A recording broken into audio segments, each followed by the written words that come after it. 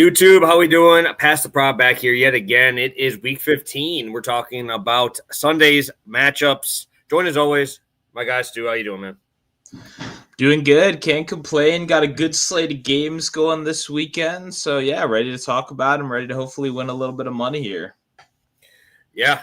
Obviously, talked about how we didn't really like the show or like the game last time we were on here. But I kind of mentioned these games that kind of look like shit turn into barn burners, and what a loss for Tampa. That is just I don't know if I've seen a worse performance by a team winning than I've ever seen. I think they had 20 penalties, 190 yards. It was pretty ridiculous, and the Buccaneers still found a way to lose. Yeah, penalties on both sides were pretty annoying. I mean, just made for a weird viewing experience. But yeah, like you said, turned out to be a little bit close, some more fun than expected. Really didn't have much action at all in that game. So I was, more just watching for fun, I guess. But yeah, I mean, I'm glad the Buccaneers lost. They haven't looked good at all recently. So, I'm kind of cool with them losing. Bulls, I mean, they made the wrong choice keeping him over Cohen, and look what happens. Yeah, I always enjoy his press conferences. They're pretty bland, and he doesn't say shit about it. I'm like, dude, just say you played like shit. Like, that was horrible. Like, that was absolutely horrible. The pick by Baker, he was just anytime. I know he was cooking Kobe Bryant for a little while there, and then they're like, oh, okay, we'll just put a second guy over there, and he just throws it to him every time, whoever was getting guarded by him, and gave up the pick, and that really kind of turned that game around. What did you think about the 2-point going for two when they were scored? I know that would have put them down 7. They kicked the extra point. They miss it twice and then still find a way to win. That was absolutely crazy. Yeah, I mean, when you're a bad team, I just think you should be going for 2. Try to win games. You're not there to tie. It's a division game. It's prime time. Like, I had the under, so for a while it was still alive, even until kind of close to the end. But once they kicked that 2 or went for it, I mean, it kind of takes away, or when the Bucks went for it, it takes away the possibility of the field goal keeping it under. So it obviously skied over in the end, but yeah, that was the only thing I was hoping they wouldn't, just for under's sake. But yeah, if you're a bad team, you should be going for the win. You should be, fuck it, try those plays. Why not? What do you have to lose? You know what I mean? Oh yeah, absolutely. So pretty wild game. Anything else you want to talk about from that game before we move on to talking about a pretty big slate here? I mean, Bichon's just crazy out there. It's kind of a bummer that it's so useless. Like, it doesn't even matter. But just the way he makes guys miss is real fun to watch. It's good that gets highlighted at least a little bit. Like, I don't know. I'm curious. You got to get him out of there. I don't know how you fix the Falcons quick enough, but he's just a good time to watch. Yeah, had to give him. Oh, and one more thing too. Before we got out of here, I was like, look, Kyle Pitts numbers, they're very high. I'm not going to bet him. But I wanted to point out that Kyle Pitts has looked the best he's looked on tape in years over these last couple weeks. He went out there and showed exactly that. So I want a little credit for that, because he absolutely cooked in that game. And he got himself, how many more millions did he earn himself with just this one game in prime time? I mean, good for him. Right time to be going into free agency, Yeah, and it was unfortunate they didn't rule out Drake London until after our show. So obviously we kind of mentioned that too. Once he gets ruled out, it kind of changes some things. But yeah, no, I mean, I wouldn't want Kyle Pitts on the Eagles. I think he'd want a quarterback who doesn't turn the ball over 8 times in the game. So I feel like they want a quarterback who throw him the ball a little bit. And he's not I don't even think he's a tight end, bro. He was literally lining up as a receiver like 90% of the routes. So you guys don't need another receiver. You probably want a blocking tight end. Get yourself some Charlie Kohler or Drew Sample. That's what you. Or what's his face from yesterday? He scored the touchdown. Culp. I was so mad. Dude. That shit, bro. That's the exact kind of bet I always make. And I went to go bet it, and I saw the price, and it was only like 11-1, and I was like, 11-1 on this guy? I'm gonna need a little bit better than that. That was his 4th catch of the year or something like that. Yeah. They said on there. I'm like, what the fuck? Course he scores. Like, the one backup tight end I don't just automatically back. What a bummer, but good for him. I mean, I think it went down so much because they ruled odd and out like 2 hours or whatever hour before the game. So it's like, well, maybe he'll actually play, I guess. And then they just nuke it to oblivion. Like, that should be like 25-1, bro, for that guy to catch a touchdown. But yeah, we could move on. We can move on to this weekend slate. We obviously got great games to talk about. Both of our teams in action and close spreads too. I think Washington's only a 2-point dog on the road this week, so you got some life with Mariota there. So, yeah, let's get a move on here. Let's talk about the big screen game. We got 15 of you guys in here in the first couple minutes. Appreciate you guys joining us over on YouTube. Stu, game of the week. Where are you looking? I mean, for me, it's kind of obvious. It's Lions Rams. That game's going to be a banger. Rams are best offense in football. Lions obviously got a very important win in prime time. They're fighting for the playoffs right now. They need to win this game as well. Just should be a banger. All the narratives attached to it, obviously, former team stuff. I mean, it's just two very good football teams, two very fun offensive football teams, and obviously one of the highest totals of the season, if not the highest total of the season. So that's got to, if there's a big screen game all year, that's got to be towards the top of the list. You know what I mean? So I'm ready for that one. No, nothing contrarian over here. Yeah, I'm obviously it's tough for me because obviously for all my futures bets on Seattle, rooting for the Lions. For my Packers, I'm rooting for the Rams. So it makes it tough. Obviously, best primetime game of the year is next Thursday with the Rams heading to Seattle. So that'll be obviously fun. That's pretty much decides everything in that division. But yeah, I think that'll just be a fun game. 6-point spread though was pretty wild to me. I was, especially after watching the Lions last week, I thought we'd get a little bit closer spread.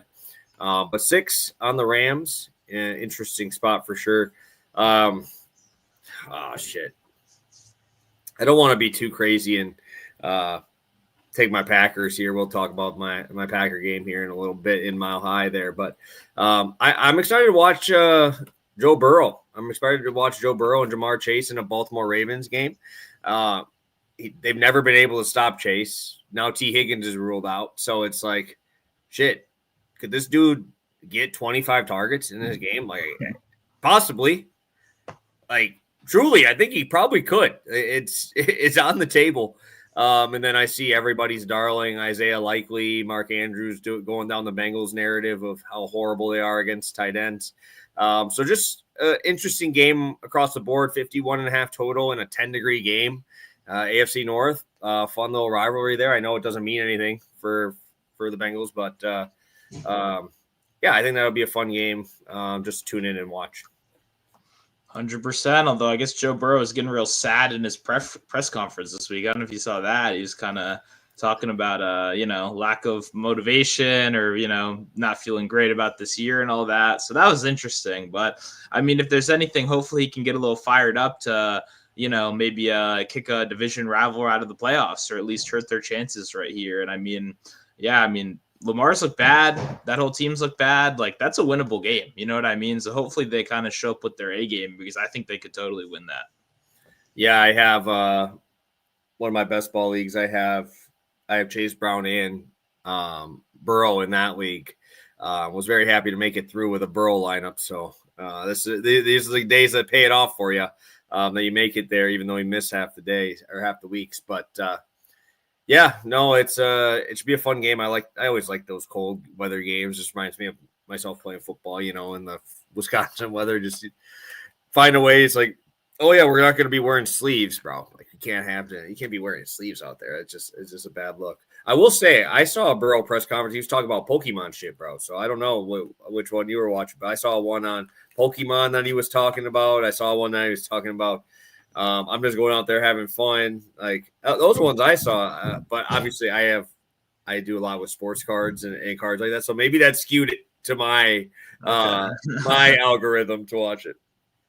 Yeah, I was gonna say if you just look up Joe Burrow on Twitter, it'll be a lot of memes about it and stuff. But no, definitely missed the Pokemon card stuff. But hey, good for him. Make your money where you can. Well, I guess his lineman, bought him a box, and knowing how much money they have, they probably bought him like a first edition box, which those things are like 15, 20 grand. So good for him. Rich get richer, I guess, right? Because I mean, you get rid of some big shit out of that stuff. So yeah, let's let's talk about dogs. It's dog time. We didn't do one last week, obviously, because the show was a little late. But we are, we're 14-7, I believe. I don't know if I updated that after the 2-0. I believe we did, but 14-7 on the year, Stu.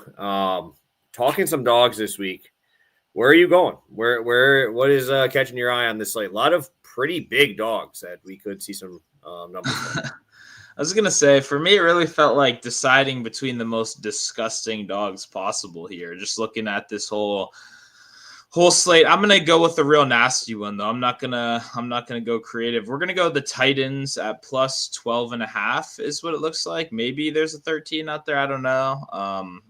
That would be nicer, obviously, but yeah, I mean it's kind of between that and a couple ugly ones for me. But I think at least out of some of them, at least it's not Phillip Rivers or Brady Cook starting. You know what I mean? At least you have a little bit more of a competent situation there. But yeah, I mean, the thing is, through their history, like Shanahan surprisingly has not been very great out of buys. Like you don't actually see a statistical difference out of buys, which is, interesting to note. I think they're going to come out. I think they're going to run the ball a ton. I think they'll probably beat the Titans in this one, but I don't know if they're just going to win by heavy margin is kind of the thing for me. Like, I don't know if it's going to be one of those games where like they really putting you away. Their wide receiver core, maybe Ricky P getting a little bit healthier is good for them. But like we kind of talked about when it happened, they throw a shit ton more with Mac Jones than they do with Brock Purdy. Like when Brock's in there, they're running the ball a ton. Obviously, he's going to feed Kittle. Kittle's going to get his, but I think it's just going to be a ton of running. But on the other side, I mean, we saw some good running stuff from the Titans last week as well, in terms of they having a breakout game against a Cleveland defense that's really been a top 5 run defense all year long. So that was kind of good to see. And yeah, I don't know. I think there's no pressure rate at all from the 49ers. They're a bottom 5 pressure rate team. They don't really put Cam Ward under duress, and that's when he struggled the most. If you give Cam Ward some time, I think their offense could maybe look a little bit more lively this week. You can kind of attack the 49ers over the middle. And that's really all the Titans have with like DK, Helm, Okonkwo. Like you're not really getting like outside stuff anyway. So they're a big over the middle funnel. I think it makes sense for the Titans to be able to keep this one close. Maybe a backdoor cover, maybe a garbage time, random drive that doesn't matter, but it all kind of pays the same. So like it. I think you can get some 13s out there now that I'm looking, which is nice. But yeah, like the Titans. Yeah,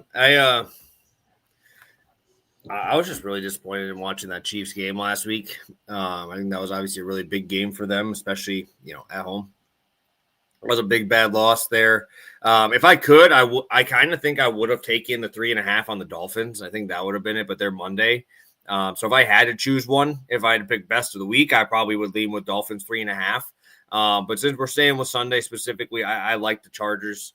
I'll take the 5.5 on that one. Got through that game on the weekend on Monday unscathed, which was great for all the injury-prone players that they have on that roster. We didn't see anything get re-aggravated for Herbert. We didn't see Hampton get re-aggravated or anything like that. So just another week of getting a little healthier. And I don't know, man. It was just tough to watch that offense with any sort of pressure on them. Obviously, I know Houston kind of does that to everybody, but I don't know. Like I said, if I had to choose one for the weekend, I'd probably lean the Dolphins. But since I'm stuck on the Sunday, I don't want to trust Shador in Chicago. I thought about that one. I don't want to trust Cook. I don't want to trust Rivers. Yeah, I would much rather have Justin Herbert with the ball in his hands than every single other person I put in there by 20 miles. Yeah, that line just seems too high as well. I mean, those Chargers and Chiefs are pretty similar teams. I don't really see what the big difference is between them. So I agree. I like that side. That was kind of one of the other ones I was looking at. And yeah, I did think about the Browns, but their injury report is so bad. Like half that team is out. I saw Patino's out or questionable now too, right? Who? The lineman, I thought, because I just got an update and I saw.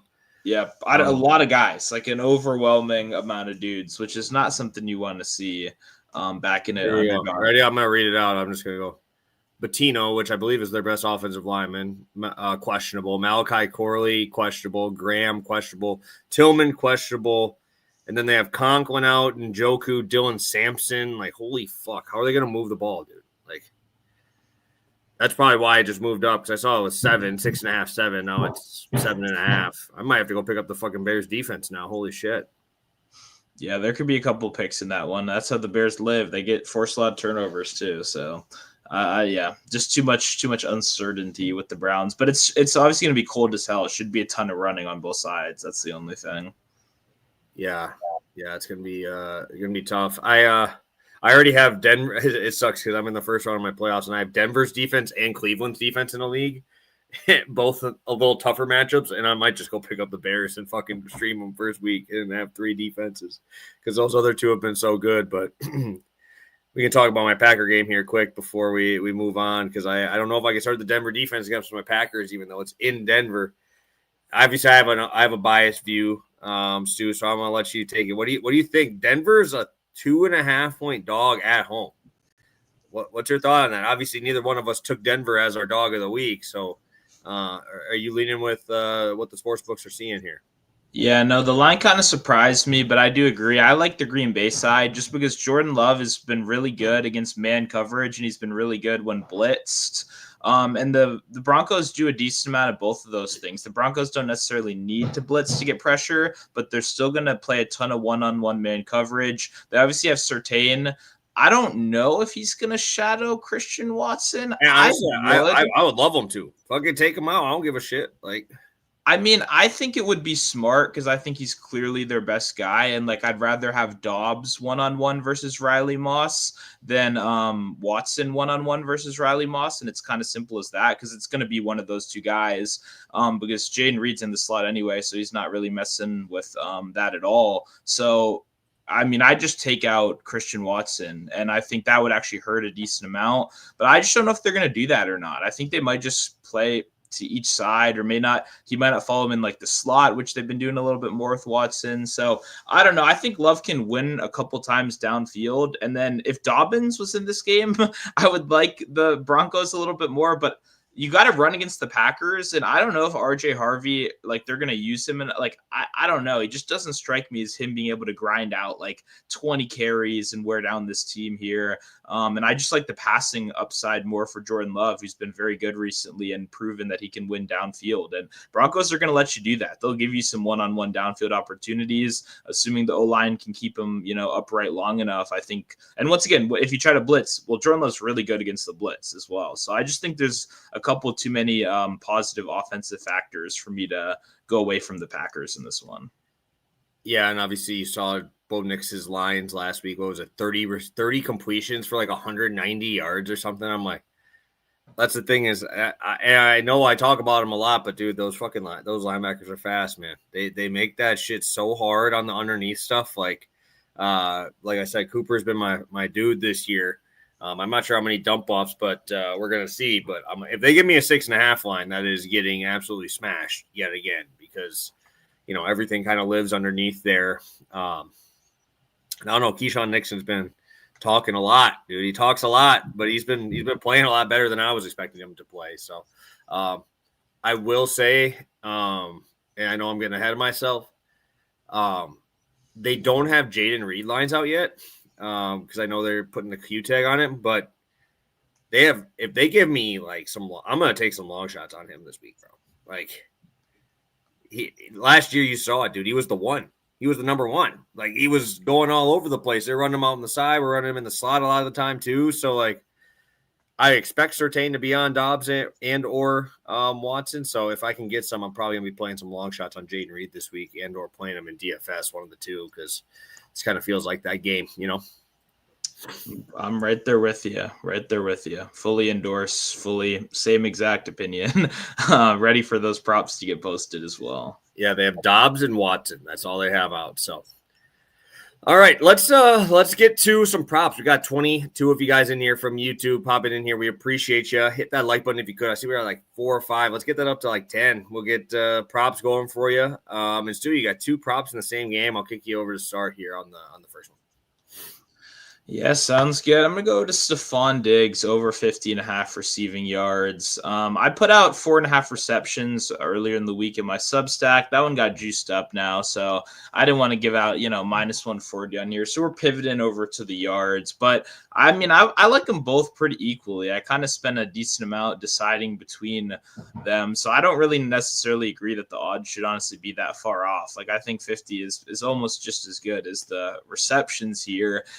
And I think a big part of it is just the schematic matchup. Obviously, people want to talk about the revenge game. That's a notable thing. He played him in primetime earlier the year, had a great game. And anytime you're against your former team, you're going to be a little bit more fired up. A lot of people are then talking about his contract incentives, where he has a very incentive heavy contract. He's already pretty close to getting a couple of them. And if he kind of averages just like 5 catches, 70 yards per game for the rest of the year, he's going to make a couple extra million, which I'm seeing get some social media attention stuff, which is definitely cool to notice. But once again, this is a big divisional game. I don't think that's necessarily going to factor into play calling or anything. The reason I bring it up though is because you do have to know, like, different players have different ranges of outcomes for how much they care, right? And like Stephon Diggs has been on multiple sides of that over his NFL career. He came out and not given it his 100% before. He's a guy that's taken plays off in the run blocking before. It's not like something that defines him necessarily, but it's there. So I do think coming off of a bye week, all this money in front of him, his future team, like, I think you're getting as fully locked in Stephon Diggs as possible. So just, I figured I'd mention that. But honestly, I would not really care about any of that if the scheme matchup wasn't really good, which it is, because he's going up against a Bills team that is a top 5 cover 2 team. They're going to play a lot of deep safety looks, and they're really going to try to limit explosive pass plays. That's what they've tried to do all year long. For the most part, they've been pretty successful at it. Obviously, explosive runs have kind of bidden them a little bit more. But guess what? Patriots are the 30th ranked EPA per rush team in football. They just haven't been a great running team. Even when you look at some of these great games for Henderson, I remember against the Bucks, I bet his under. He was held to 30 yards on like 15 carries and then popped 2 huge ones towards the end of the game, which obviously deserve credit for, no doubt about it. But like, unless they're breaking off those huge plays, their running attack is not very consistent. And that's why we have seen Drake May drop back a decent amount this year. And guess what? Stephon Diggs still is the wide receiver 1 on this team, especially when you look at where he's running his routes from. 70% from the slot over his last 3 games right here. That's really good because Christian Benford, their best corner, has only lined up in the slot 3 times so far this year. He also did hurt himself. He's in a walking boot as well, and he's questionable for the game. If Christian Benford misses, that's great for the over in general. Just one, I mean, he's probably the best piece on this defense right now. So yeah, losing him would be a big deal. He shadowed Jamar Chase last week. And so him just being injured or out of the equation is obviously huge. But Diggs did a lot of his work in the last matchup against zone as well, and against those cover 2 looks where they're playing deep safeties. He's just finding those holes in the zone, and they're just naturally going to have to allow that, especially if they are bringing up another guy to try to stack the box or they're trying to slow down the running game.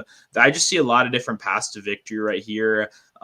Because Diggs just been very consistent, and his route share is the only scary thing. Like, sometimes it drops like 60-65%, but out of a bye week, no lingering injuries or anything. I think this is one of those times where we're going to get close to his playoff usage as possible. And this is pretty much, it's got playoff game vibes to it. You know what I mean? So I'm excited. I think it's going to be a good game. And I think Stephon Diggs is obviously going to be a very big part of this offense.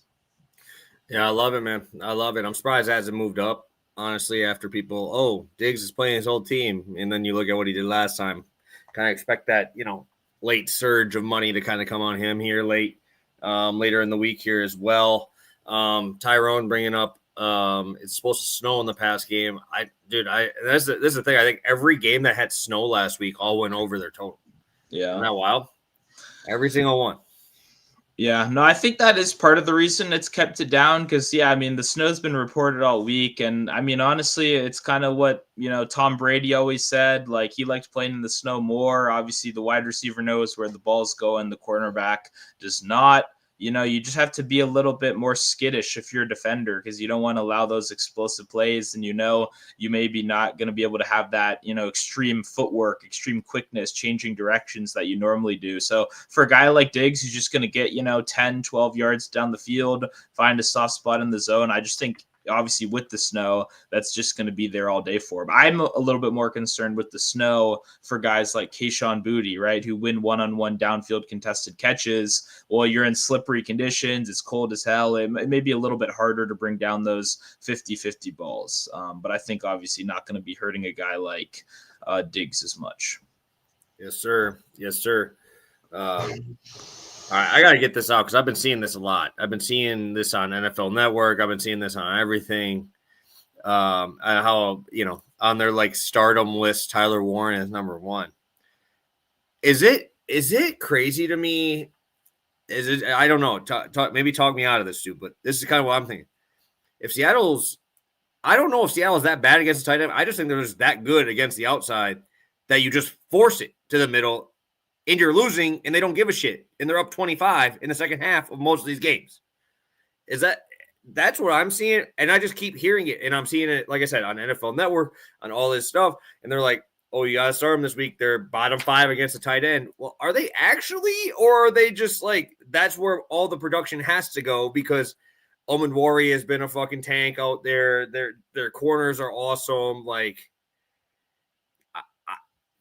talk to me, Stu, because obviously numbers talk, and people will use the whatever they have to make their argument right. But are we in agreement here? Are you a little bit more towards me, or are you a little bit more towards Seattle can't guard the tight end even though they're a top 3 defense in football?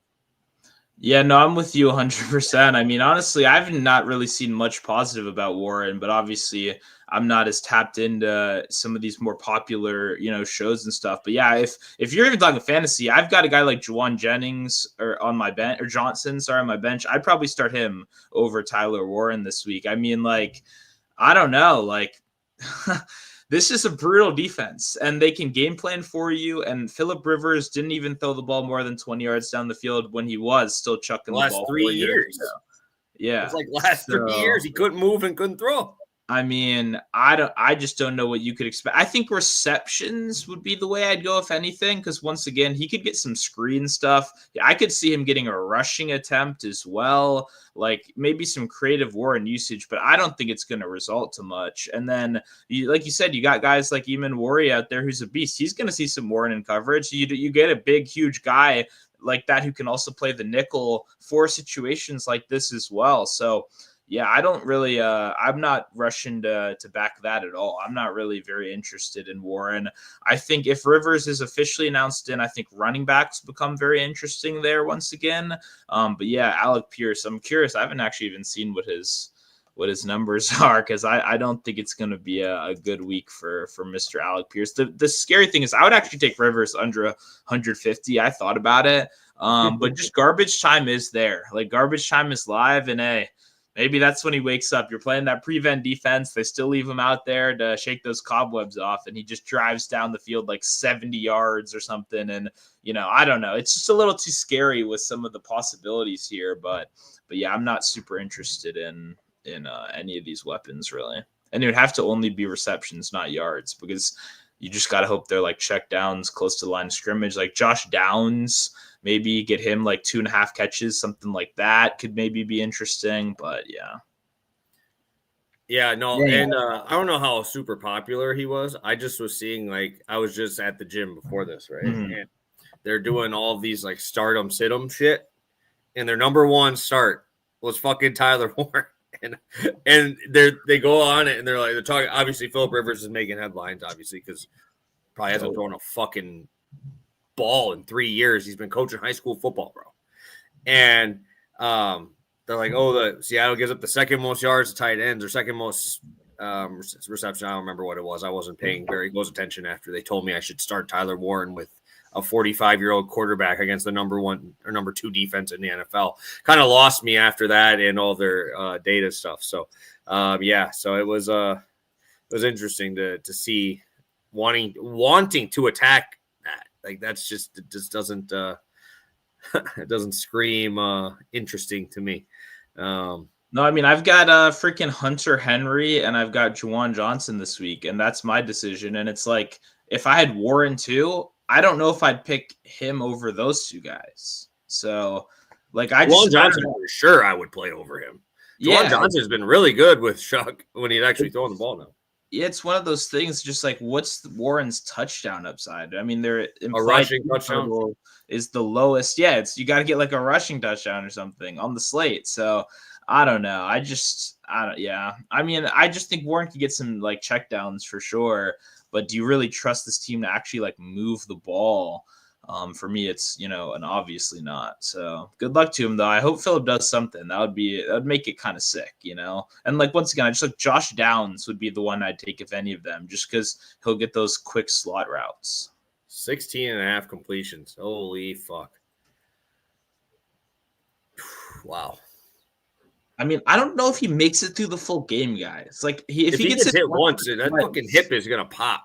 I was gonna say, dude is like 250 pounds right now. Me and Philip Rivers have the same build. Like, that's not a good sign for what's going on out there. So point and shoot, bro. Point and shoot. But you gotta take 3 steps before that, and those guys on the end are probably there first. And they're just going to have everyone in the box. Like, because they have good one-on-one corners. They're going to put Woolen out there or Witherspoon against Pierce, against Pittman, and they're going to say, good luck. And that's fine. Like, good luck. I'm good with it. I don't know how to fade it. That's the problem. Like, maybe Rivers. It's too low to fade almost. Yeah. It's interception, maybe? Could interception. What's that, minus 200? It's, like 170 or something like that. So I don't know, but honestly, I don't know. I'm not confident he makes it through the full game. I wish you could alternate under the passing yards. That would really be the king. Yeah, right NBA there. Kind of fucked everybody on that when Draymond took the floor and then left after a minute. Then they took all the alt unders. Yep, that's true. Yeah, shout out Draymond for ruining it for all of us. And then he's on a show sponsored by FanDuel. What the fuck? I don't know how that came up, but yeah, that doesn't even, it doesn't warrant well. So I'll go next. I got one play for you guys today. I mean, would it be a slate if I didn't play Dak? I don't know. I don't know if I could go in a week without playing Dak here. Now he gets the Brian Flores-led Minnesota defense. Dude, I just love how Dak's getting all these dome games, bro. Like, he just continues to get dome games. Obviously, this one is at home, which, I love. He's in the Sunday night games. We've seen him show up in these primetime games. It's weird because I'm seeing lines at very different spots for not only his props, but DraftKings has 5.5. FanDuel has 6.5 for the spread. And like, you don't usually see that this late in the week be a full point off from each other on the two biggest books in the world. But I said this to you a little bit there too. I think on Wednesday, I'm like, I just don't know if Dallas can blow out a team. I don't know if that's like in their cards to just like beat them by 30 or anything like that. But now that CD's in, I'm full in on going back to Dak. Like I said, since both of them have been back, CD cleared protocol. I believe that was today. Since both of them have been back, I believe he's only missed it one time, and that was the first game they were back in Denver against Denver. Every other game he's gone 250 plus. Last 3 games he's gone 320 plus 3 straight times. And that's why I said, when your back's up against the wall, I know there's a very limited chance that they make the playoffs. It's like 10%. But the only way that happens if they win every game. And you've seen what they do when they need to win, right? They run the ball early in the game, and then Dak takes over in the whole second half. And Dallas is one of those teams where it doesn't really matter if they're just going to pass the whole entire second half.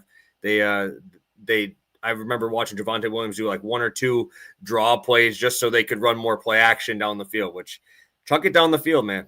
You got CD and George Pickens. Hopefully now that CD is back on the other side, Pickens will be a little more engaged because he was in the beginning of the game until CD went out and he was just obviously getting double covered. But you can't really double Pickens when CD's out there. So makes it a really tough matchup, especially when you're going to be running one-on-ones. Like if Brian Flores wants to blitz as much as he's going to, this is going to be a field day for those receivers. And hopefully Jake Ferguson too, as he is on my fantasy team as well.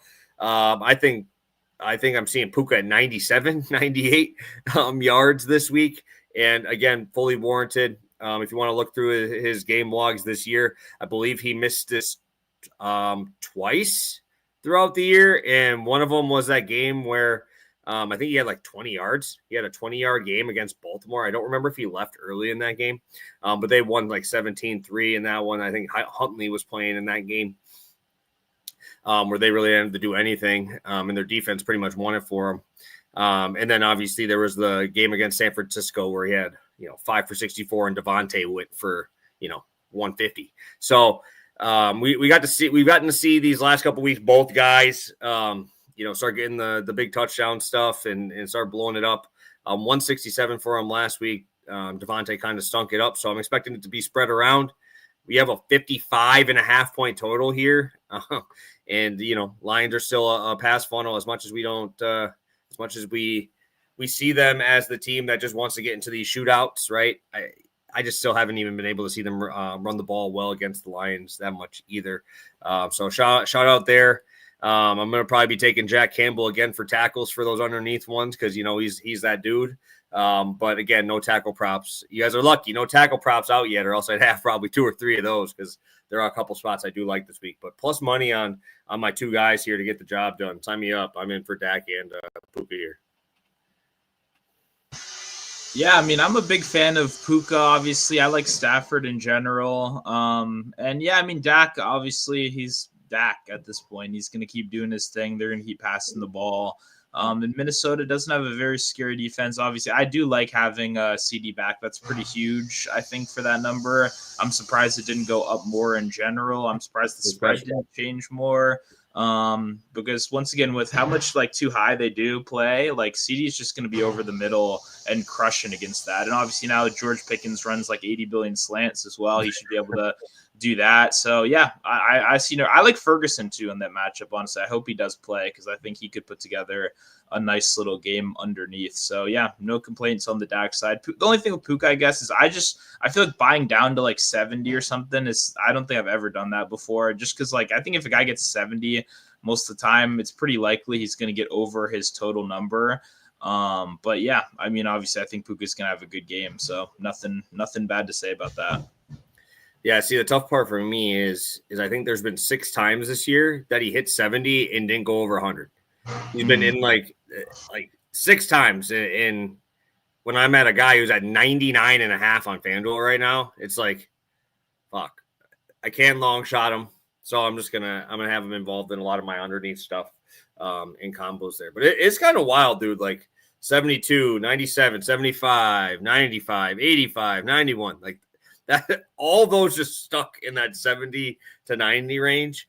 And last week was the first time we really seen them actually eat, and that's because obviously Devontae, I think, had 3 catches or 2 catches there. So they're usually both in that range. Last year, obviously, Puka had a ton of those 140 games, but you're seeing, obviously a huge usage rate to Devontae Adams too, which kind of just, I don't want to say caps the ceiling, but kind of.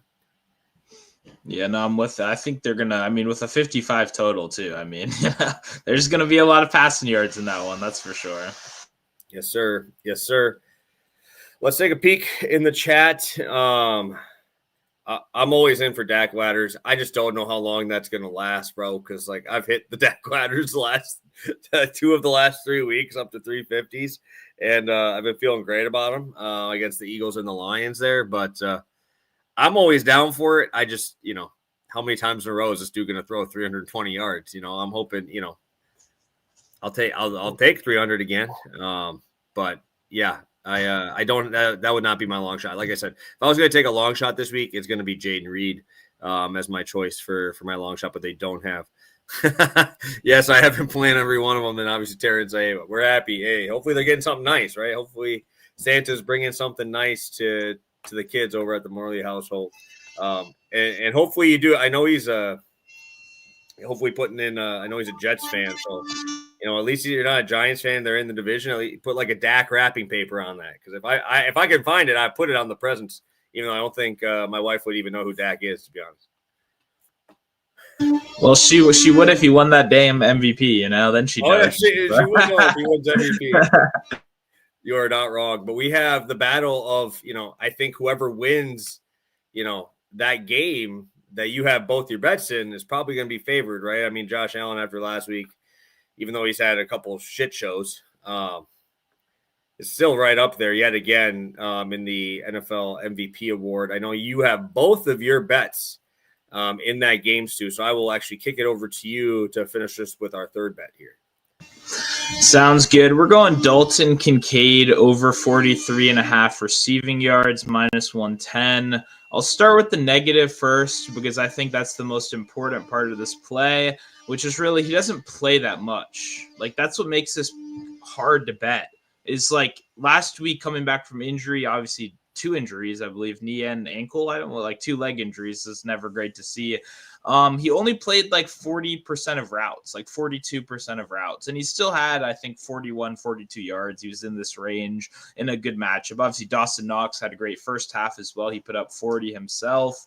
But I think, to me, another week in the books. He went from wearing this big, kind of annoying leg brace to a much smaller, like compact, like pretty regular setup out there, which was good to see. That obviously I think we could see a little bit of an uptick just in terms of health. Last week, I don't know, like 40% was enough to get him around 40 yards, which is good. But I think we're likely going to be in his more normal 50 to 60%. But even the reason he only plays 50 to 60% is because he lines up on passing downs. He comes out there for passing downs, and that's kind of what his role is. He's not a blocker. They have Hawes and they have Knox for that. And he's just going to come out and be a wide receiver. And honestly, that can be hit or miss, but it's been mostly successful this year. Like, even if you haven't been overly impressed due to injuries and stuff like that, Dalton Kincaid has been awesome. Like, he's been really good. He's been the most efficient tight end in football. He leads all tight ends in yards per out run with 2.9. If you just want to zoom out a little bit over the last 10 years, that would be one of the 5 most efficient seasons from any tight end out there on a per route basis. He goes out there, he wins. He beats you one-on-one. It doesn't matter if it's man coverage. It doesn't matter if it's zone coverage. He's very good against both of them. You don't get that kind of consistency from a tight end very much at all. And he's just an absolute weapon out there. And what I like, too, is when you look at this Patriots defense, right? They're 5th in pass defense versus 11th personnel, but then they're the 8th worst team in the league against 12 personnel. So you see a pretty drastic drop off in the stats this year against 12 personnel. And it makes sense when you look at their cornerback room. It's the strength. Christian Gonzalez, Carlton Davis, Marcus Jones having a really good season in the slot as well. They've got it covered all across the board. And guess what? The Bills don't target their wide receivers anyway. Keon Coleman, who cares? We fucking benched the guy for 2 weeks and business went on as usual. And that was supposed to be your number 1 guy. Joshua Palmer was signed. And guess what? He looks like the same Joshua Palmer he's always looked, just kind of mid. He's out there running routes. You got Gabe Davis back from double ACL surgery who looks okay, I guess. So you got a bunch of okay to mediocre wide receivers out there in rough matchups, in man-to-man coverage, where they're going to be strapped up all game. So I think the game plan is obviously going to be to run a shit ton. I think they're going to try that. Patriots have been pretty good against the run. They obviously lost Milton Williams. That's been a huge blow to them.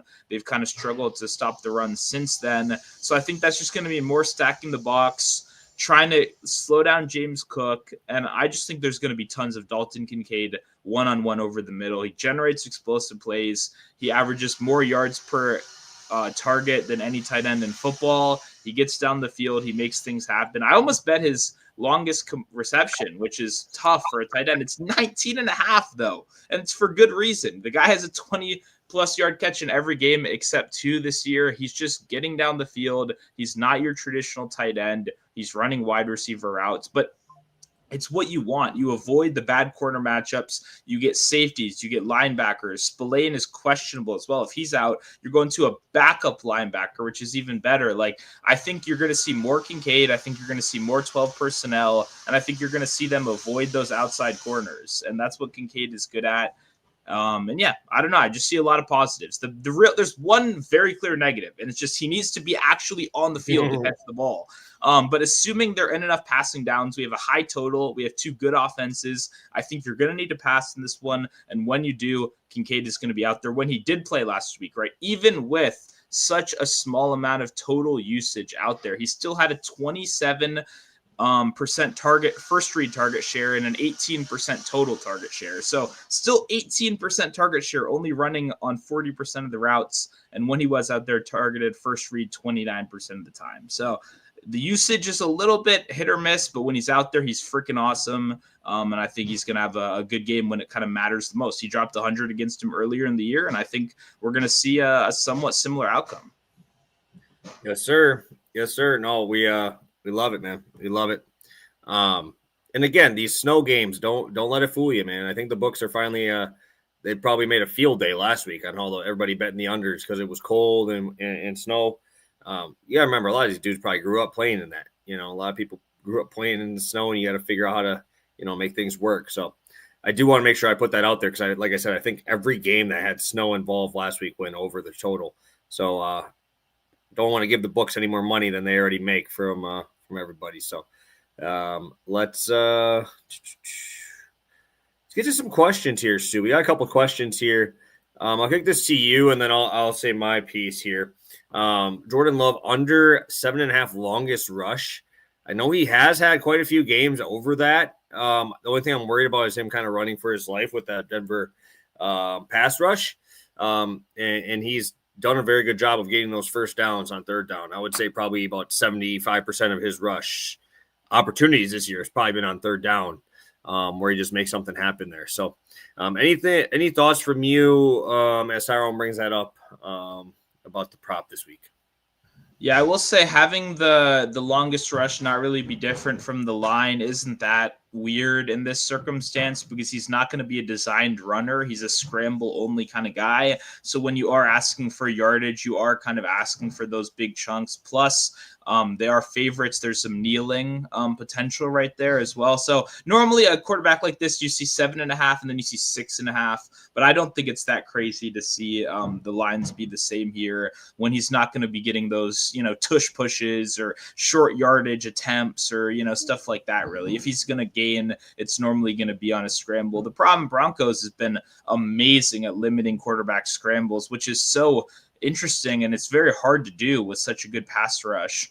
Recently, Mariota did kind of break that trend. He had a very good game, the best of the year against him, and I did not look at who they faced after that, so I'm not sure. But overall, they faced Geno last week, which don't count because he hurt him. They hurt him last week. So I don't know if he even made it for a run. Maybe Pickett did in garbage time. I don't know, but either way, I would lean. I guess I don't have a take at all, honestly. I just think the line makes sense, but they've been really good at limiting these rushers. But it only takes one broken play, Yeah, that's the tough part about these, right? That's the tough part about longest rushes. The reason we like them is the reason we also hate them, right? If you're trying to bet the under, it only takes one.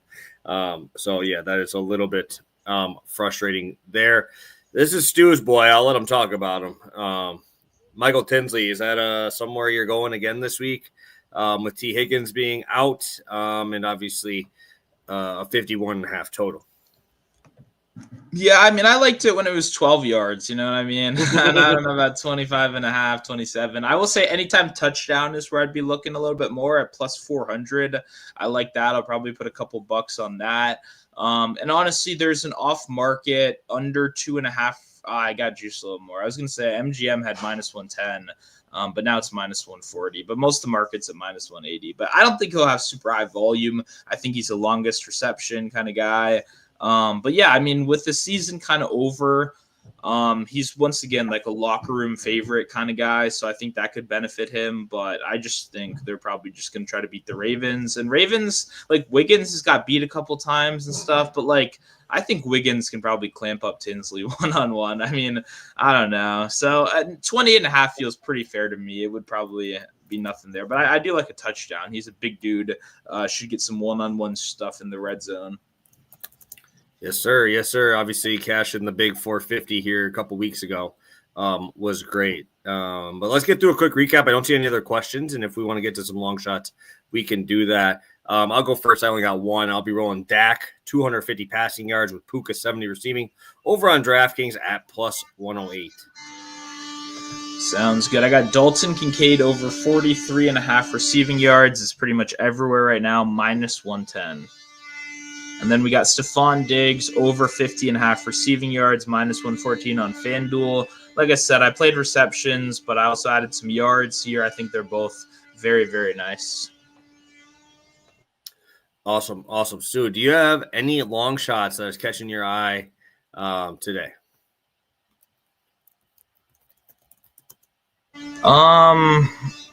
I mean, I haven't bet anything yet. I kind of like Isaiah Likely touchdown, but it's only like plus 250, 240. It's not really a very good price right there, but I do kind of like the narrative after last week, especially where he kind of got that taken from him, and obviously the best matchup possible. But yeah, I don't really have any long shots locked in. I guess if you want a real crazy one, I'm trying to see where the best price is. Colston Yankoff, you can get anytime touchdown 20-1 for the Commanders. I think he's going to split with Ben Sinnott out there. I think both guys are good touchdown bets, but Sinnott is, I mean, I don't have it in front of me, but he was down to he's like 500, 480. But Yankoff played too. And he got out there and he even played over Sinnott earlier in the year. And everyone wants Sinnott to be a thing because he's a second-round pick. But, the coaches never play him for a reason, I would assume. So, I don't know. I mean, John Bates is the blocker extraordinaire, but he's not much of a receiver. So, Yankoff should be out there a little bit. That's just a long shot crazy dart. But I do like him at 20-1. But, yeah, I don't really have too much long shot stuff right now. Yeah, I'm looking on action. I haven't found a line for Reed at all. I would like 5. If they can give me 5 catches, I wouldn't mind that. Because obviously I think he'll be more on the underneath stuff in that game, but he does have really good yards after the catch. I'm sure they'll be running screens for him as well. But yeah, I don't see anything on FanDuel or DraftKings at all for him. But like I said, Reed will be my option once he gets there. But I have a lot of tackle props I'm going to like this week. I feel like we're in good matchups that they don't have out yet. Unfortunately, I don't have a Cameron Dicker line for 50 points because he's probably going to be kicking all over Arrowhead, huh? I mean, I guess. I don't know. I mean, I don't know when they post kicker lines, but I'm down to keep riding if you want to. I mean, the dude made us some money, so I got nothing but positives to say. I will say the other one I was kind of looking at is DK for Tennessee. The Titans. He's like plus 350 for a touchdown. He gets special teams upside as well. He's trying to get the most total yards as well of any rookie. And he gets the best slot matchup in football. I guess second best slot matchup in football now that my Commanders are the worst with the 49ers. So I kind of like DK as a guy as well. And it kind of correlates even with my Titans from earlier. Yeah, I gotta give you a quick shout. It's a Badger. It's a Badger. I know he went and transferred with Graham Mertz, and I don't know why, because Graham Mertz is ass. But yeah, he played for the Badgers, I believe, for 2 or 3 years before he transferred over there. He was not really on my radar in college or draft stuff, but he's looked great this year. I mean, I'm a fan of the guy now. I love a guy that can do it in special teams and then slot outside. He's a good, fun player. I'm gonna bring you down memory lane, dude. You remember he used to look like one of my old Badgers, Nick Toon. I believe he got drafted by the Saints. I think he played for the Saints for a little bit. But he's kind of the same vibe that DK did. Unfortunately, they rolled with Graham Mertz, and he was horrible. Probably the worst 5-star of what any 5-star ever made. And he was horrible, and then tried to go to SEC and be horrible there. But yeah, so not all things go well. But happy that he actually is making a name for himself in the league. It isn't tied down by the anchor that is Graham Mertz. Especially because everyone thought it was going to be the Miami dude. I forget his name now. That came into the league with Ward. Restrepo. Yeah, Xavier. 4.7 40-yard dash for a slot receiver. They're like, no, trust me, keep drafting this guy. I'm like, I guess, but beating him, beating all that, I mean, it's a good story too. To just Ridley gets injured, they've got all these draft picks, and to still come up and earn your role and now be, clearly a guy that's going to be part of the rotation moving forward. That's always fun too, because I never got the Restrepo hype. I'm like, okay, he's a slot receiver that's not fast and doesn't create explosive plays. Like, there's like a billion guys that can do that in the NFL. You know what I mean? And just being buddies with the quarterback is not going to be enough in most cases to win. So let's remember that next year for best ball. Okay, guys, or fantasy. If we try to correlate college quarterbacks with their wide receivers, whatever, it's never, a genius idea unless it's the super big brain Tyler Shuck, Juwan Johnson, who technically both also got a pass like 80 years ago in college. That was a pretty fun one. Yeah, I wish if they would give me some tackle props, I like a couple long shots there. Like you can look at Roquan against the Bengals on all the underneath stuff. I also, like I mentioned a little bit before, I do like Campbell in that game as well. But they're not going to. I got a sneaky one too. If Bobby Wagner misses, we got McGee, this backup dude. I think he'll be a really good look. I bet he'll play 100% of snaps. Did they say anything about Wagner? I haven't heard anything about it. He's missed some practices, so I don't know if he'll play or not. He's old as hell, so I mean, I don't know. He's pretty much a coach at this point, but if he gets out there, he's going to get absolutely cooked. So I would not mind if he missed.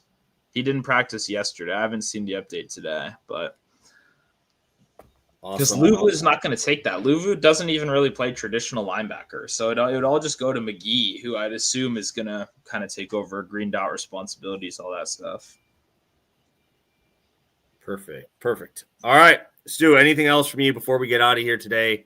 Obviously got 3 plays out for everybody here. Nope.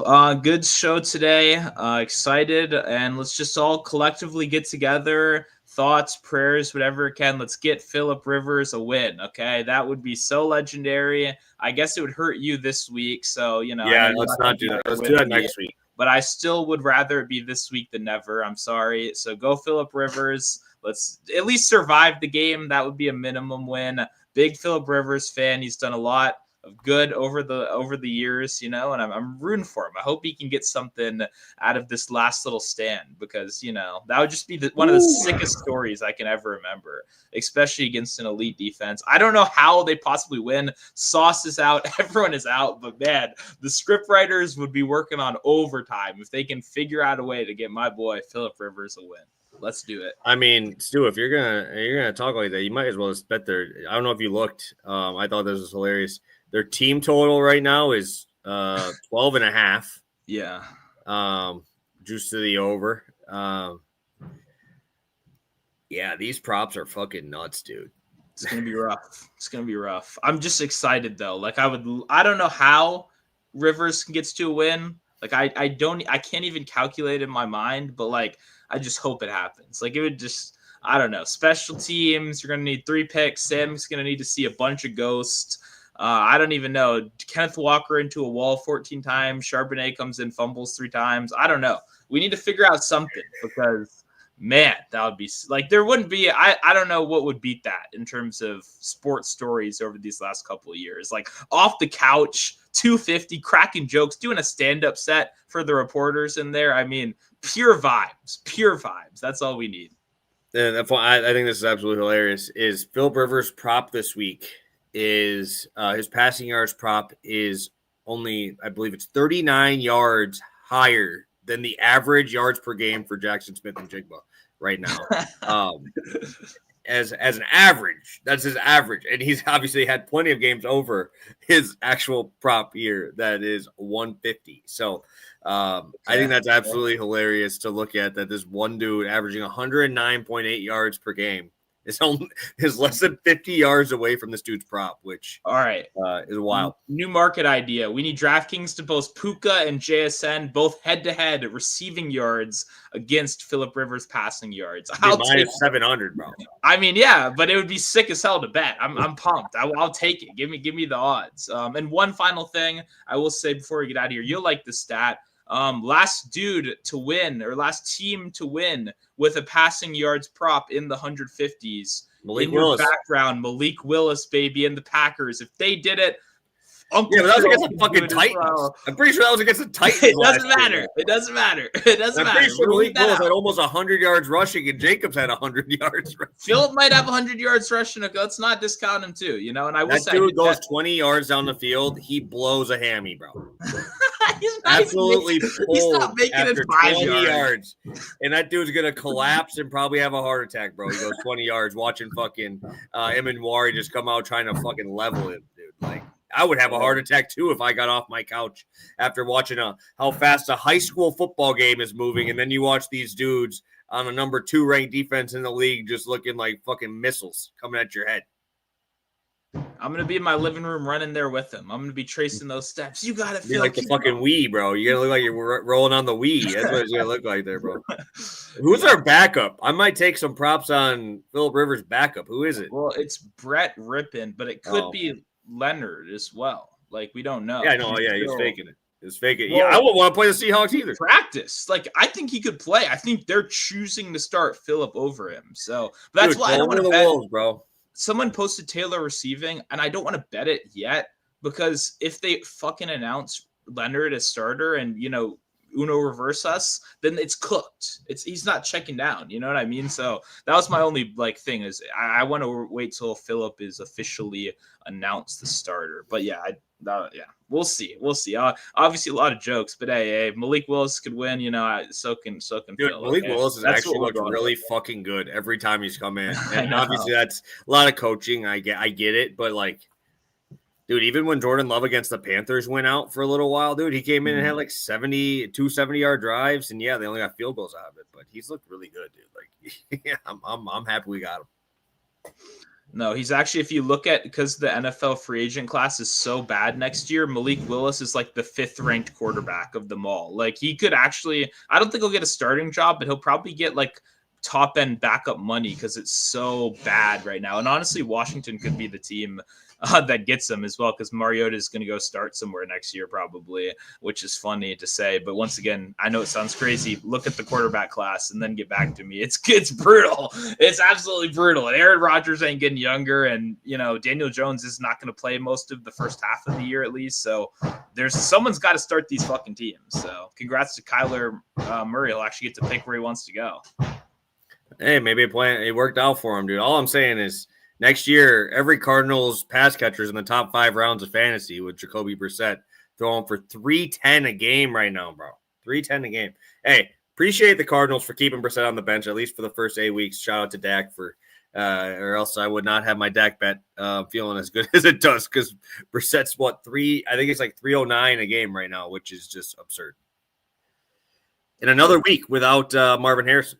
He's going to throw 4 interceptions against the Texans this week, by the way. It's all going to come crashing down. I see a lot of people on the Cardinal spread. I'm like, I don't know, guys. I don't know. Would you still play McBride this week? Yeah, you probably got to. I mean, I have Likely, though. I have Likely on my bench. Would you play him or you play McBride? And McBride's been a fucking tank. That's rough. I think you got to just go with the guy that got you there. I don't think you can fucking bench him for Likely. And Likely's got the good matchup, but I don't know if I'd look myself in the mirror if that's what lost it to me, you know? And you can lose with McBride. Like, at the end of the day, he's still McBride. You got me there, bro. Yep, you got me there. Yeah, so, you know, that's a tough one, though. I can see that's a little annoying. But, yeah, I'd rather even bet McBride than Wilson at their current props. They have the same price right now, and I'd probably try to take McBride because, like we said at Seahawks earlier, good teams, blitz, pressure, you're just going to check it down your tight end, really, no matter what the case is. So we'll see. Awesome. Well, we will catch you guys on Monday, hopefully coming after another good week, hopefully after another Cowboys, Packers, Commanders loss, right? Or win for the first 2, loss for Commanders. I think Stu wants a loss for a better pick. So we'll see how that goes. But hopefully the Packers and the Cowboys get the job done and we keep moving forward. So have a good one, guys. Best of luck this weekend. If you have any other questions, drop them in the chat. We'll get to those over the weekend. And yeah, Sunday will be fun. We got a lot of great games, and we'll catch you on Monday for another round of Pass the Prop.